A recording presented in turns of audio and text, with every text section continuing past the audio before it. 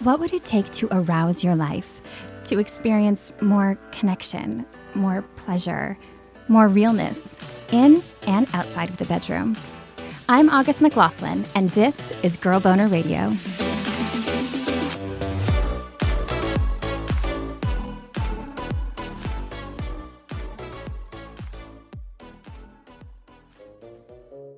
Not so secret sex, a guy who might be naughtier than nice, and some mysterious blood on a penis. We are wrapping the year up Girl Boner style here with some awkward sex and dating surprises, featuring some awesome folks you may recognize. One of mine even got thrown in. Keep listening after the stories for a special bonus. My friend and colleague Susanna Brisk, a certified sex educator, author, and sexual intuitive, joined me to chat about the stories.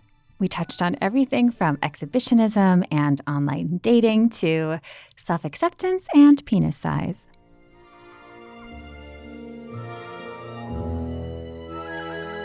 First, Emily's story. Emily Zawansky, also known as Emily Z Sex Ed on the internet, is a queer sex educator you might remember from a recent episode here on sex, intimacy, and neurodivergence.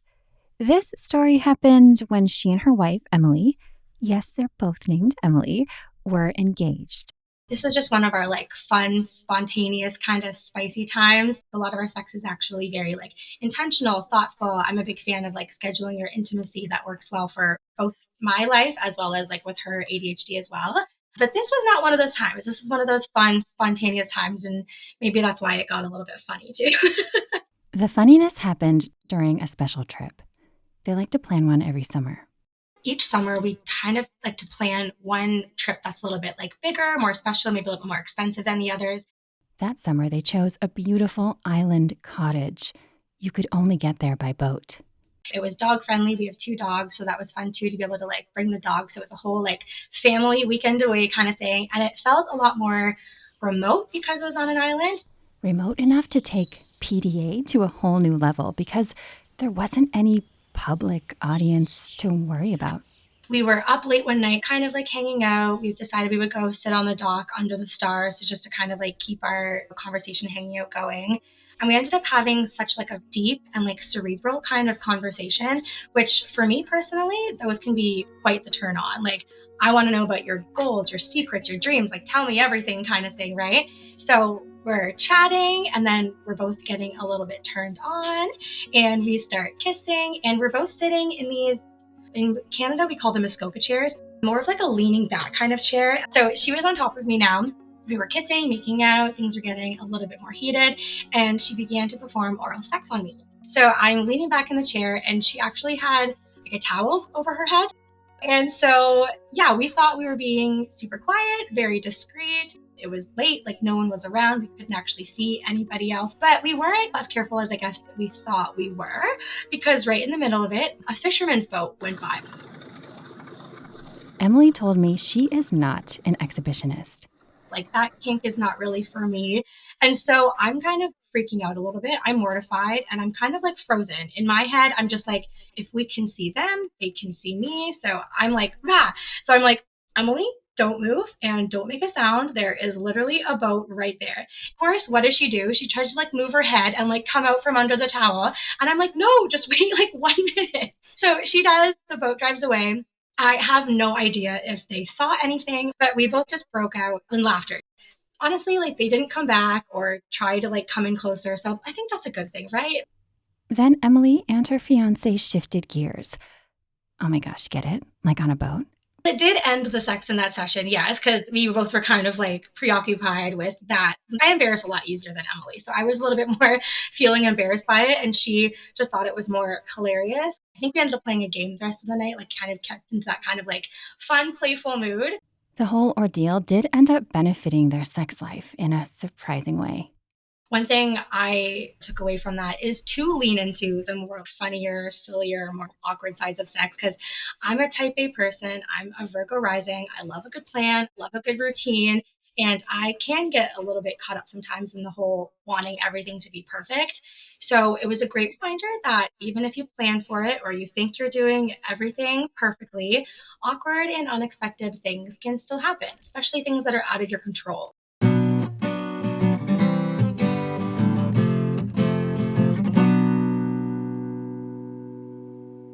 Next, Dr. Heather Bartos. Heather is a physician, menopause specialist, and sex book author. Leading up to her super awkward dating surprise, she was in her late 20s and feeling a little lost. I was kind of looking for love in all the wrong places. It was the early 2000s. So like Christina Aguilera, Britney Spears time, and Match.com was really, really the thing then. There was no swiping right. You had to log in. And it was kind of my fun thing to do every day. My first hour of work was to log in to Match.com and see my matches. It was like my wake-up coffee. And were you looking for hookups, relationship? Did you have a goal in mind? You know, I went through a period, I think a lot of women do, but I went through a period where I always say I was desperado. Like I was in the desperado phase. I was like, whatever comes, I'm going to take it, whether it's a hookup, whether it's dating. I mean, I was raised in the generation where it's like, go get married, go get all this. And I didn't want that yet. But I was thinking, I mean, I'd love to have a boyfriend, hold hands over the holidays, get that cute, cuddly thing. Because I was a Hallmark, girl growing up. Like that's what we were raised on. So she dove into dating online, which was very different than the apps we have today. For those that don't remember Match.com, it was all kind of through kind of like an email kind of portal type of thing. They send a little text. It's kind of like that You've Got Mail movie, right? It's a little text and it comes through and then you write back and it goes back to them. And I was not a good dater. I was not really taught how to date or how to do this. So I was just kind of flinging it through the air poorly, I might add. And I just would just write back and then I would go do my work and then I'd come back and write back. And it was fun, right? It's flirty. You don't know what anyone looks like. She started connecting with a guy there, screen name Kanye. As they chatted, she thought, this person had a good sense of humor, which is super important to me. So I just kind of kept talking back and forth, thinking, okay, I mean, I was talking with a few people and this one seemed kind of cool. So I kept going. It was probably a week or so that it went back and forth. Things were getting more cyber serious. So they decided to take the convo offline. He was like, do you want to go out? And I was like, sure, that sounds great.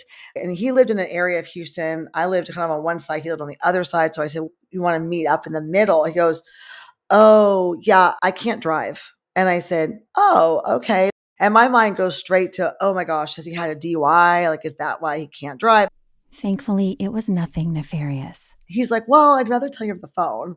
And so we start talking on the phone, really nice, lovely voice, nice guy. He's like, okay, well, I'm blind. And I said, that's cool. He explained that he had a condition called optic nerve hypoplasia. He goes, so I have to see things like really close up, but I do ride a bike. So I guess he could see things if they were like a 600-point font. The lengthy drives for Heather weren't convenient, but they seemed worth it. Maybe he's like the love of my life. Who knows? Kanye planned the date. He wanted to go to this local Chinese restaurant.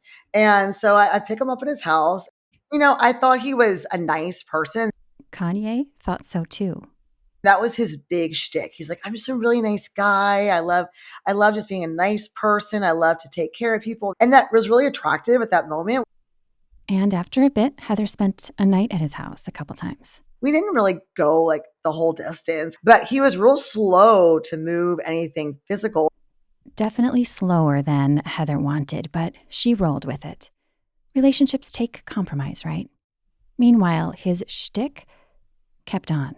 He was so nice, such a nice guy. As we kept telling me, I'm a nice guy, I'm a nice guy. So I thought, okay. And one night I woke up and he was singing Phantom of the Opera to me while I'm sleeping.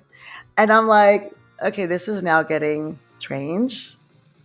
Did you have like a musical theater conversation or something? Or we must have. And I don't know if you've ever seen the original movie Highlander. There's this scene where she dies and he says like, good night, my Bonnie Heather, in this like Scottish accent. So he started saying that to me every night, like, good night, my Bonnie. And I was like, okay, this is getting cringy.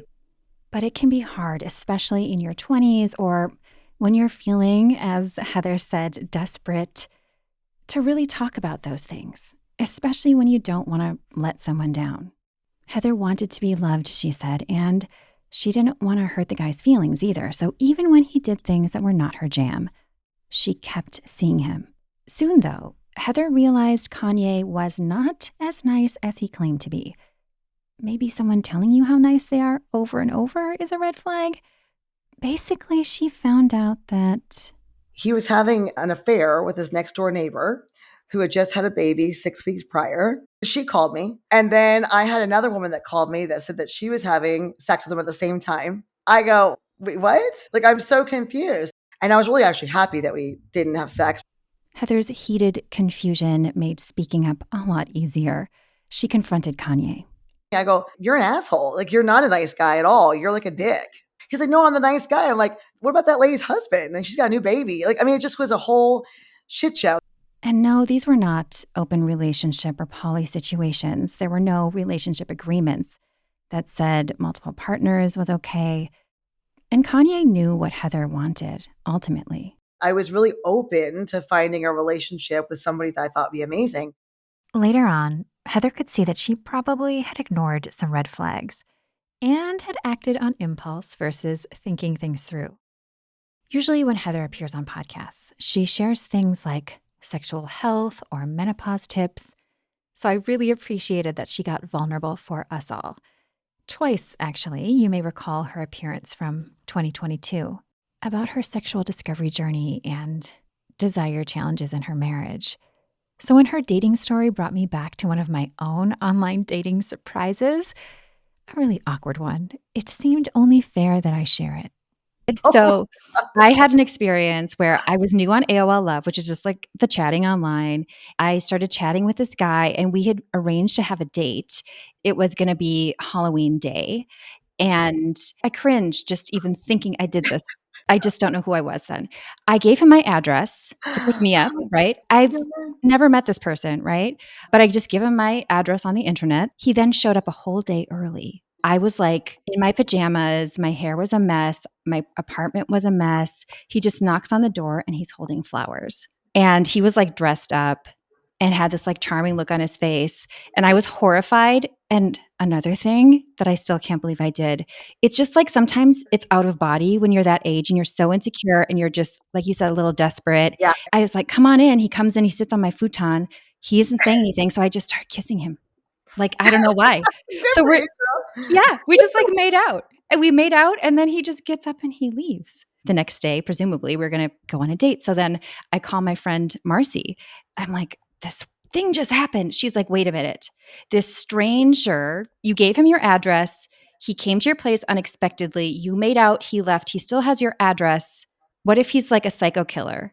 And I got so freaked out that I slept against my door holding a set of knives and a teddy bear. So there you go. I got to give props to Marcy there because I didn't even think about that stuff when I was that, we stupidly did stuff. Now we would never let a young woman do any of those things at all anymore. And we wouldn't let someone drive an hour to go meet someone, unless you left like a trail. If something happens to me, it's this person. Like nowadays we're so careful and there was so much just throw caution in the wind, go out with somebody, and I'm amazed we all lived actually. I know. We're very lucky that this is not a Dateline interview. We're doing good. Exactly. Heather shared some advice for you in case you've been feeling a bit on the desperate side yourself, or maybe you're going through a low self-esteem phase, the kind that's especially common in your 20s, but it can happen at really any age. It's when you get into this slump, like, where do I fit in this world? You're not big in the business world yet. You're still finding your feet on everything. And so it's really easy. I mean, I just think we all need to remember it's really easy, like you said, to fall into this trap where all of a sudden you're in this situation that you shouldn't be. It's really easy if you don't have a good foundation of self-love and your own pleasure, what you want, you'll look for it everywhere else but, yourself. I mean, I have a 15-year-old daughter now, and that's what I always tell her. I'm like, take care of yourself first. Take care of yourself first. Yes. That's so key. I was not into self-pleasure yet. And I think that would have made a difference. Would I have just thrown myself into making out? Yeah. And that's all they taught us back then was that you take pleasure with a partner. I think teaching the young women, hey, take pleasure in yourself first, and then maybe you won't be so desperate and horny like we were. Oh my God. 100%.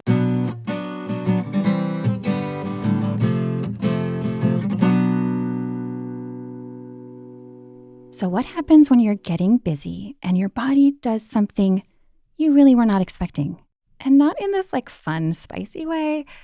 Our last story features Sarah Fader. Sarah describes herself as a writer, podcast host, mom, cat mom, and all-around ADHD human. Her awkward sex surprise happened after online dating as well, modern dating app style. So I had just gotten out of a friends with benefits situation. My hairstylist was like, you should go on Hinge. And I am not an app person. I've tried dating apps in the past and I have not had luck, but she insisted that Hinge was different. So I thought, okay, why not? And so I went on Hinge and I kind of liked it because it's different than, say, OkCupid or Match.com because it feels like dating Mad Libs. It asks you these prompts and you get to say whatever it is that you're thinking, like, oh, dating me is like, distinctly remember that one. It was like, dating me is like a roller coaster because you never know what's going to happen next.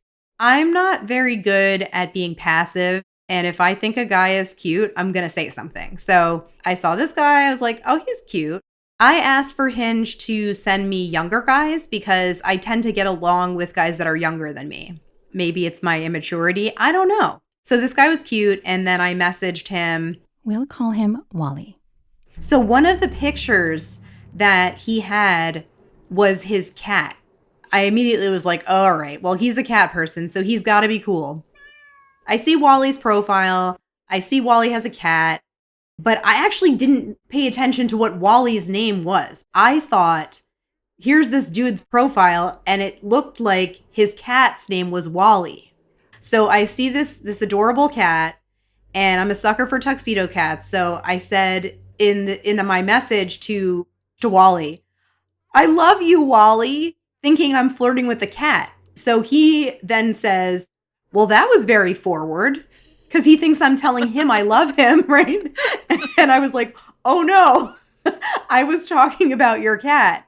But what a great opener, because it was such an awkward situation where I'm like, I'm completely in love with you. I just met you. No, I was just saying how I love your cat. He took that well and seemed awesome. So then, again, because I'm an assertive, domineering woman, let's not call me domineering. Assertive. Let's call me assertive. Sex positive. So I messaged him, do you want to meet up at this diner and have coffee? Because in my mind, too, part of what I wanted to do was work through my feelings about this friends with benefits situation and get on with things. Okay, let me just try to have fun because I'm a serial monogamist. I'm not a dater. So I'm thinking, why don't I just go on a date? So I met up with him at this diner. I'm really bad with small talk. He is, look clearly awkward. He buys me coffee and pancakes.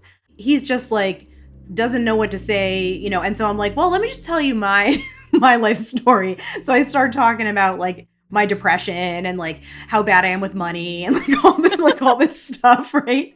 But it actually helped him be vulnerable about his stuff. And I won't share what he said, but he did open up to me. And so we kind of had a moment. And then I was like, I had a really good time. And he's like, me too. I was actually in the process of moving into my apartment. And he suggested getting some furniture at the Habitat for Humanity store.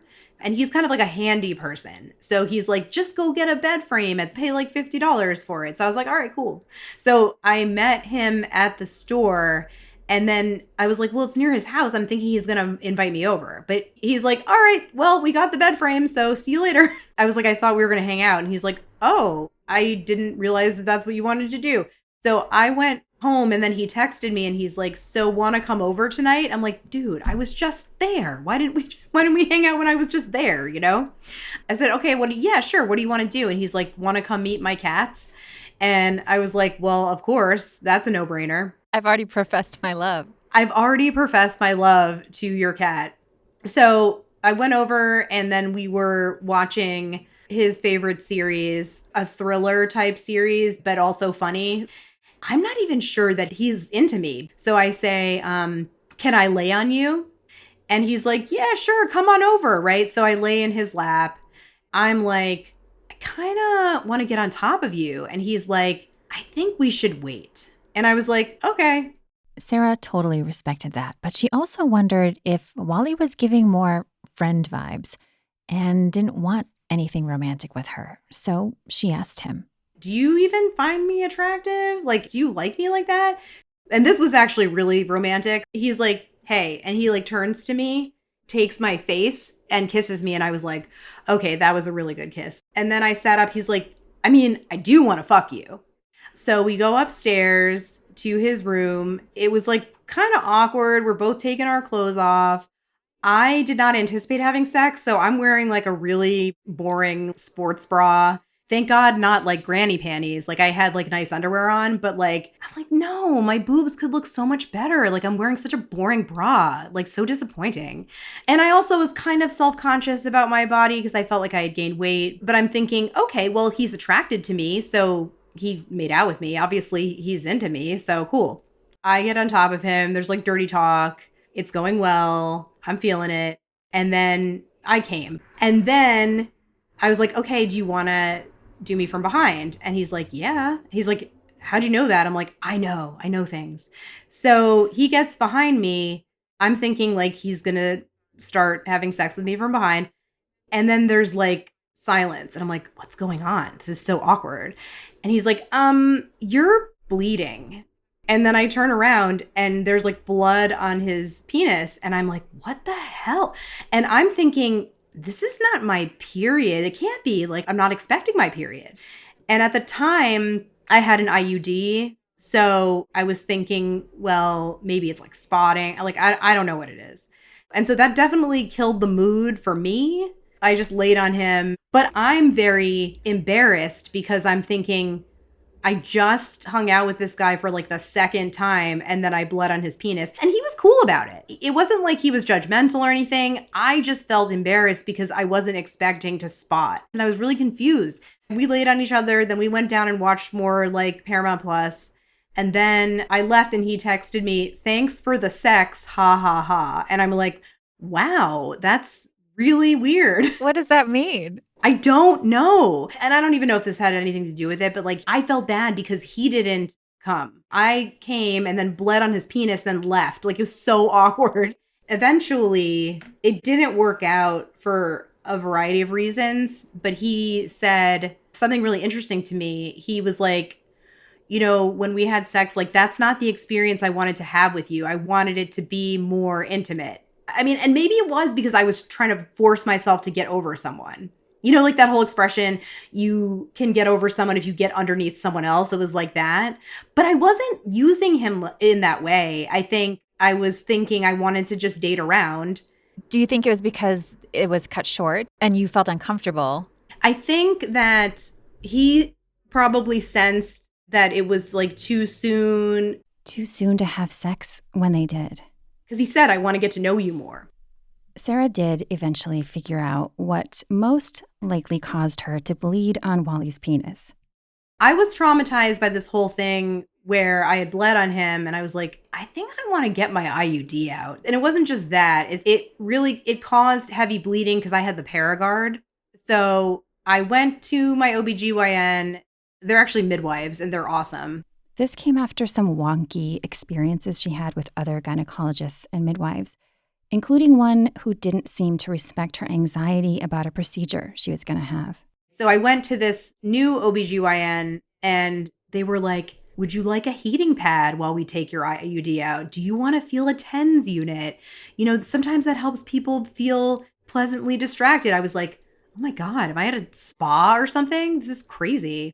She's taking the IUD out and I was like, you know what? I'm going to ask her this question about my spotting because I'm getting the IUD out. She's a very open person. I feel like I can actually talk to her about something real. She was asking me about sexual history. And at that point, I wasn't dating this guy anymore. It was a very, very brief rendezvous.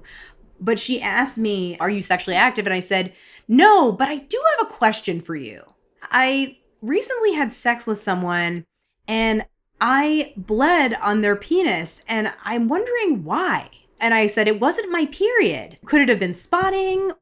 And she said, was he well endowed? Did he have a large penis? And I was like, yeah. And she's like, that could cause it because if you have a large penis and it hits the cervix in a way that can cause spotting. I think what I took away from that doctor's appointment is I felt kind of like, okay, well, now I have an answer. I felt a sense of relief because I think as women, we tend to blame ourselves for things that aren't our fault. And I think this was almost an example of that. I'm thinking, oh, it's something hormonal. I'm thinking it has to do with my body, and it's actually his penis.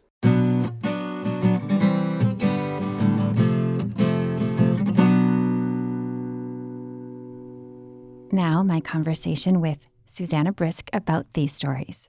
What did you think? What was your first impression of that first story, Emily and Emily, with the boat? I have to tell you, my first impression was missed opportunity. I don't dispute the fact that she's not a Emily one. Emily one, the receiving Emily, as opposed to the giving Emily, is not an exhibitionist. And I'll tell you what else I think is really interesting is that I had a client once who felt she was an exhibitionist, and then she got a real who started doing things to her in the front seat of her car. She was passenger, he was driving, and saying like, oh, the truck drivers can see you. And she found out very quickly that she was not the exhibitionist that she thought she was, because it was like, oh, this is a little too real. But what about bored and ignored? Ooh, tell us more about what you mean by that. So the bored and ignored kink is kind of adjacent to the free use kink, in the sense that the person who is receiving whatever kind of pleasure they're receiving is bored, slightly disinterested, neutral, or even a little bit irritated. This is an energy that can be really effective whether someone's into the power aspects of it or not. I mean, this can be done with kind of a neutral power dynamic, because just being ignored is the thing that like gets you off. But it can be about, I can do whatever I want to the person, because free use is when you make yourself available for whatever kind of use that partner or some of their closest friends. And a couple fishermen. Boy, this escalated quickly. Very specific kink. If you're talking to someone, they're like, I just have a free use thing, but only for fishermen. These women were lesbians regardless. But the idea of continuing to do it under the blanket and her just sitting and just being completely neutral and pretending that it's not happening and not responding too much could have been really hot. Ooh, like stealthy. Stealth head. Ooh, yeah, when you really have to be super quiet, like someone's in the next room, or I've seen folks online talking about, have you ever had sex at your in-laws' place? Because the holidays are coming up, and some people do and some people are very not into it. But the ones who do, I bet that's part of the draw, right? Absolutely. What's interesting is that some people cannot have sex if there is even another creature breathing in the house. I had a partner years and years and years ago who could never, if we were staying at his parents' house for Christmas, it was just not going to happen. I was like, there's like a locked door between. But some people just have that. So, we're not here to shame people who can't concentrate when there's a fisherman or an in-law in the vicinity. Shall we go on to naughty or nice? Yes, please. So Dr. Heather Bartos, started dating this guy and sort of just kind of settled for staying in it, though she wasn't fully in it. And then he turned out to be a bit of a philanderer. What struck you about Heather's experience? There were two things. The first is that the dating style that she was following, I call that the throw spaghetti at the wall and see what sticks dating style, which is when you don't have any kind of conscious sense of what you're available for, what you're looking for, what you like, what you don't like. And, there's nothing wrong with it. And we all start with the spaghetti style, because when we're younger, if you start experimenting in your teens, which is perfectly normal, of course, that's much more of a, oh, I guess they like me. Okay, well, I guess I like them too. And then you just go for it. But as we get older, we really do hope that there's more intentionality and we're clear on what we're looking for. And to me, that says, again, it's energetically, it's as soon as you get on a date, as soon as you sit with that person, You go, what do I feel in my body? What's happening in my body right now? And what's happening in my energetic body right now? And that is everything. That's going to tell you everything. And there's also a problem with checklist dating, which is when you have an excessive number of boxes that you're trying to tick that have to do with what a person makes money wise, what they're wearing, where they live, and things like that, which are not necessarily going to tide you over in a long relationship. So you want to try to be intentional, but again, from an energy place. I remember I had this client in the Caribbean, and I said, so what are you looking for? And she goes, well, he has to make $200,000 a year. And I said, okay, what about $199,000 a year? And she was like, oh, yeah, that'd be okay. And I go, what about one? And I kept moving down because I was trying to get her to understand that nothing was actually changing other than what she was really looking for, which is security and adventure excitement. She wanted to be able to get up and travel with somebody. But that doesn't necessarily mean that particular income. And I think this plays into Dr. Bartos and her kind of assumption about this guy was kind of ableist, but in the other direction. It's like she assumed because he was blind that meant he was a good person. Also, he kept telling her. Right. So there you go. Disabled people can be villains too. Yeah, they're human beings like the rest of us. Well, like we are. I mean, I'm disabled. You just can't see it. It's just invisible disabilities, which are sometimes even more difficult to deal with because you're expected to conform to some kind of allonormative and other standards. There's a lot of variation, and that's why we don't say normal. Whatever you're into is fine. As long as, Susanna noted, you don't harm anyone. We don't have to touch on the one I just blurted out, but we certainly can if you want. My Oh, experience. yeah. Okay, feel free. What did you think of my impromptu makeout with a possible psycho?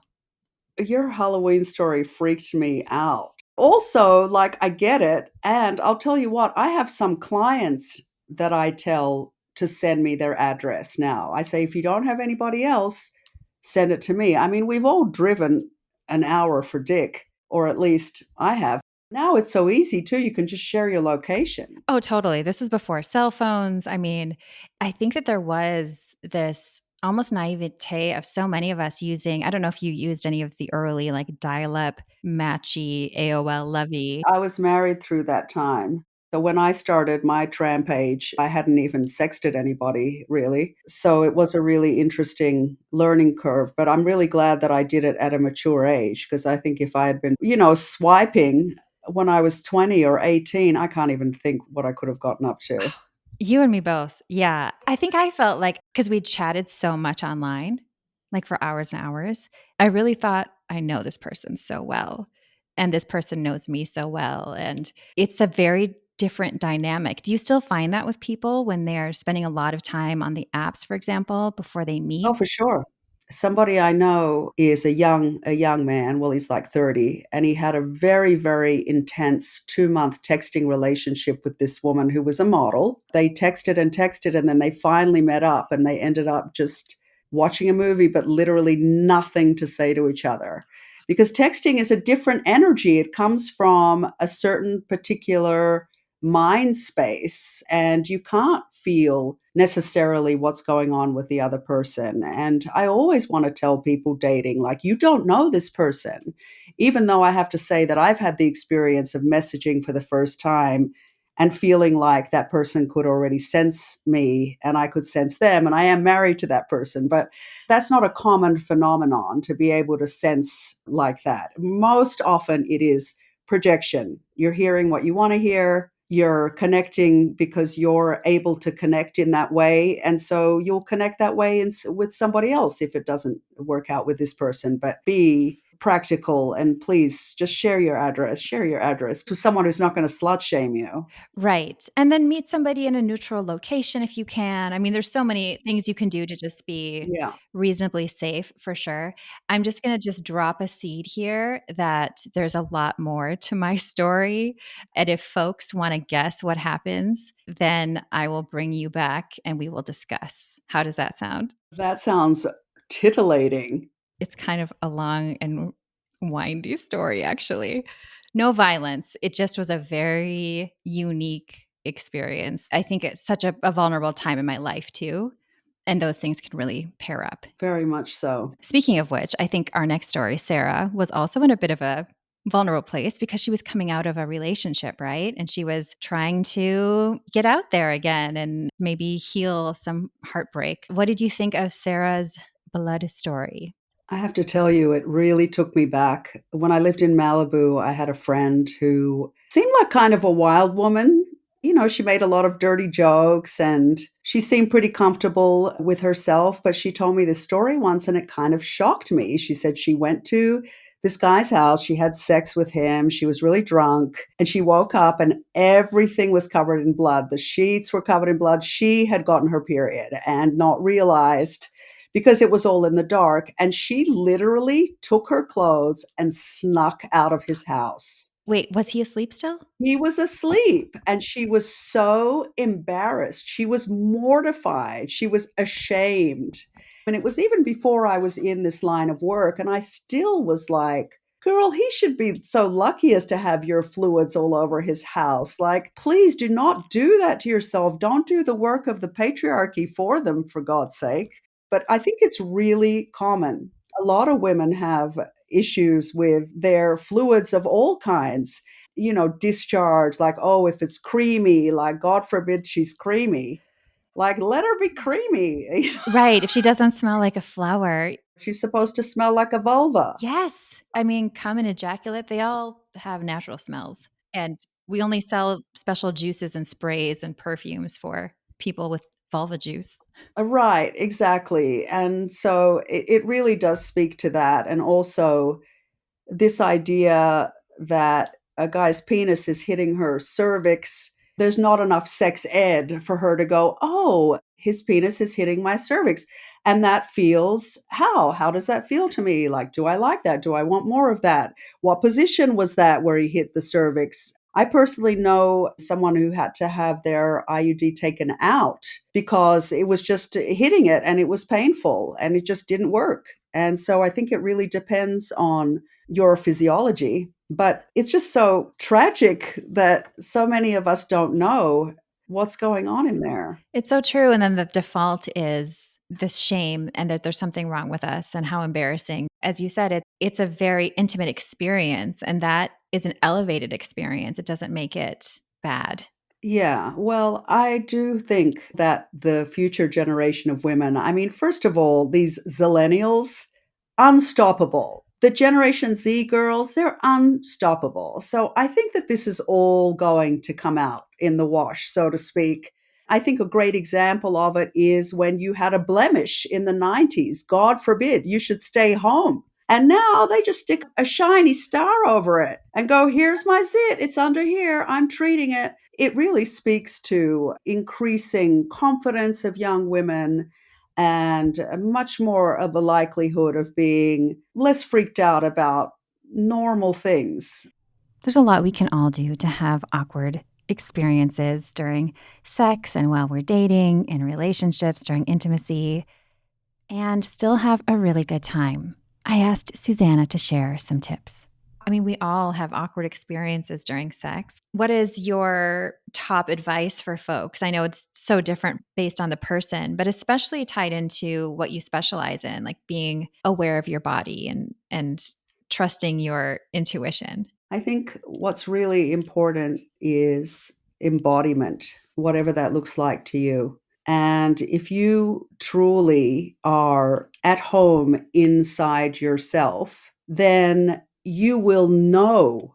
You don't even have to question. There will be a knowing that says, my energetic body does not care about the size or shape or smell of my physical body. It just wants to be home with me. And that will lead to less pathologizing things that are natural. And I'm not even talking about self-love. I'm talking about self-neutrality, because you can't really get to self-love from self-disgust. You got to get through the middle part, which is just I am. I exist and I'm allowed to exist. And also, in terms of sex being awkward, Yeah, sex can be really awkward. So you got to lean in because it's awkward for everybody. There's nobody that it's not at some point going to be awkward for. So you may as well lean in, laugh, and find the connection in being able to be real about it and honest about it, as opposed to hoping the other person didn't see your errant, whatever it is you don't want them to see. She brought up a rapper. Kendrick, show me some stretch marks. You're also underestimating, if we're talking about cis men here and hetero relationships, how much a lot of guys would love to see those imperfections. They're like, it's hot. It makes you hot. It makes you special if you can see those things in yourself and embrace those things in yourself. Yeah. Oh, so beautifully said. And I feel like cis men also have a lot of shame and insecurity about their bodies and aren't allowed to talk about them. So, like the macho thing they have to keep up, I imagine there's a sense of permission there too. Like, I can be a real person if you're also a real person. Yeah, it makes me think of more than one client that I've had that said that they do not want to let their wife see their penis soft. And that's like incredible to think about. You really need some kind of a size on every day. I mean, it's like the things that we invent for ourselves. Well, I don't want him to see my boobs this way, but this way is okay. But yeah, this is a common thing. In fact, I just saw a really fantastic movie called Sorry Baby. Did you see it? I just thought of it as you were saying that. Your audience should really see this movie. It's made by this young, also some kind of a zillennial woman, and it's just so well done. And anyway, there's a fantastic scene in that relates to this idea of being able to look at a soft penis and just be like, okay. It's so true. That scene was really powerful. You made me think of also, I interviewed a guy years ago. He was the contestant and won the small penis pageant in New York, I believe. That was the first time when he was talking about insecurity about penis size that I realized that a lot of folks, when they're talking about their small quote unquote penis, they're talking about it when it's flaccid. That just blew my mind because I thought, I don't know anybody who does not have a penis who's thinking, wow, I hope he has a really huge flaccid penis. It's just not a thing. It's like my penis is not valuable to anyone unless it's rock hard and gigantic. Yeah, that's it. That's the thought process. Resting penis face. Let them rest. Did you make that up or is that a thing? I just made that up. But, and the flip side of these men who are afraid they're too small is that, I have one client who has a tiny, tiny, tiny little vagina. And her biggest issue when she sees a guy, oh God, no, it's going to be too big. Yes. And just as in Sarah's example, she has a sense that the size of this person's penis was a big part of the reason that she had some blood, right? Right. I remember a woman years ago when I was living in Minnesota, she wanted to set me up with a guy who she happened to know had a very large penis. And she's like, you'll just really need to take Advil beforehand. I didn't know if that was something that sounded appealing to me. No offense to folks who have a very large penis. But that is not something we think about or hear about. When you hear large penis, it's like, hallelujah. Like that's the cultural idea, right? That nothing gets better than that. But she was like, yeah, it took a long time to fit it in. And then I had to use ice packs. I mean, the way she described it sounded so painful that I was like, why are you recommending this for me? But it's a fetish. See, the size queens are size queens and they're in their own category. I really see that as being a fetish because the majority of women that I've ever met and worked with and spoken to, which is thousands of women, are not so obsessed with penis size. They're just not. And pre-medicating, you got to pre-game with Advil. Right. I mean, the other thing is, how long are you spending arousing her, making sure that she's open, making sure she's ready? Those things are so much more important, really, than the size. There are anatomical considerations sometimes, but most of the time it's just about a little something called foreplay. Yeah. How are we using these parts that we have? Oh, absolutely. And that's again where energy comes in and why I'm so interested in that. It's because you might go through periods of your life where physical penetration is not possible. And so what are you going to do then to keep the energy going? And I don't mean necessarily cuddling or eye gazing or hand holding or the things that sex therapists often suggest. I mean like kinky stuff. That's why the energy is what's so important, not to rely on always, oh, it's got to be that big giant. I had a couple once, and that was like their urging on tactic, where she loved telling him how well endowed he was, and he loved hearing it, and it worked perfectly. But a lot of the time, it's just more ways for people to discredit themselves and more ways to be sold the solution. That's why men do these elongation surgeries, penis surgeries, and also the Iliazarov, where they can add a few inches. This is all just to sell you stuff, because if you're okay the way you are, then you don't have to inject your face in your 20s. Again, no judgment. I know a lot of the girls are doing that, and guys too, probably, but it's not necessary. A lot of it is capitalism. 100%.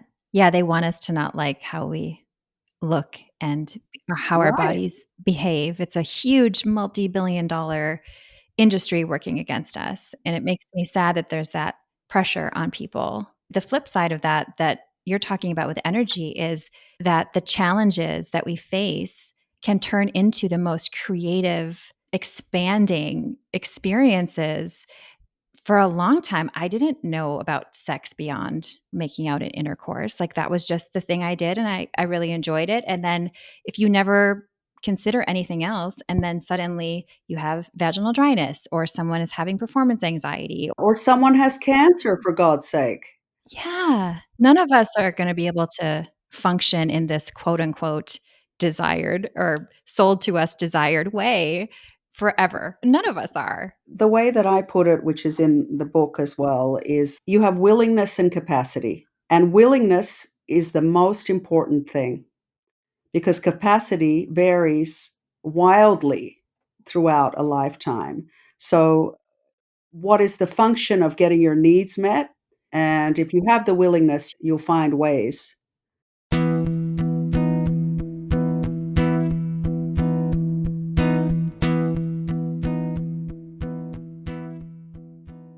That book Susanna mentioned is her second, and it is about to hit the shelves. The book is called Sexual Intuition, A Sexual Intuitive's Guide to Trusting Your Turn On. So it's very much about putting you in your own center. So you want to give, you want to receive, you want to get your needs met. All of that is a function of you being in your own center. You're asexual, you're gray sexual, any of those things, you still have to be in your own center to find that out. And so if you asked me, what is the biggest sex problem I see in couples, individuals, anybody I coach? And it's being externally, we have to be self-led, and we have to be self-centered, in the sense that where else should your center be? How are you going to get your needs met if you don't know what they are, or you're afraid to articulate them because afraid of how they're going to be received? It's all about centering yourself, and then you can play. I had the pleasure of reading an early copy of Susanna's book, and I love how encouraging and readable it is. It also has these awesome diagrams throughout that she designed herself. I just love a diagram. I love a visual representation. The book also features some client histories. Of course, they're very disguised and amalgamated. Susanna shares some of her own personal experience too. To the extent that it's helpful to understand that, like, I'm not coming from, I read this in a book and now I'm going to stand here and be the expert and you don't know anything. So listen to me, I'm the guru. I'm completely the opposite of that, which is that you are the guru, you are the expert, and do not let anyone or anything tell you that you don't know, because you do know, and you'll know more. You'll know more after you read my book. Was that smooth?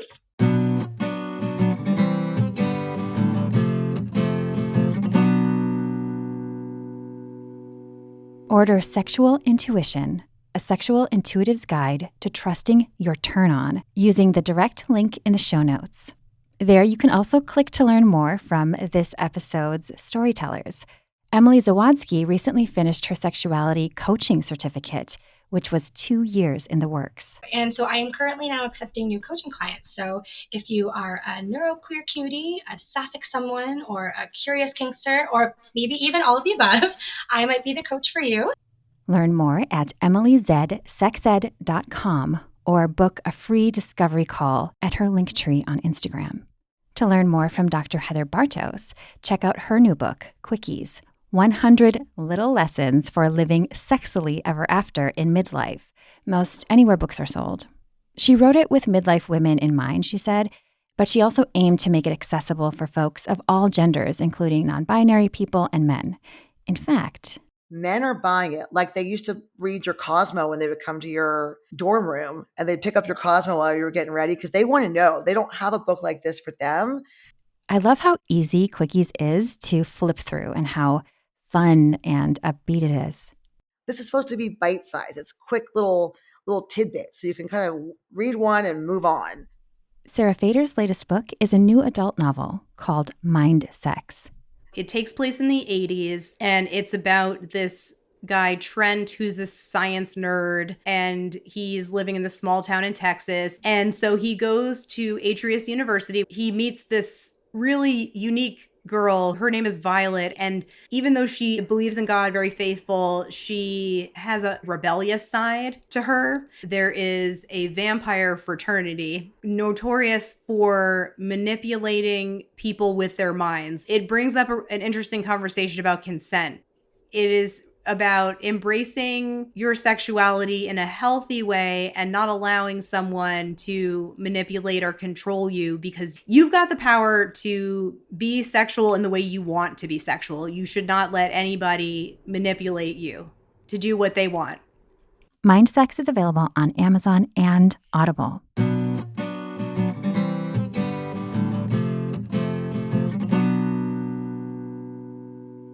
If you're enjoying Girl Boner Radio, please take a moment to share links with your friends or post a rating and review. I will be back in January with more stories, and I can't wait to share them with you all. Until then, take care, prioritize your pleasure, and as always, thank you so much for listening.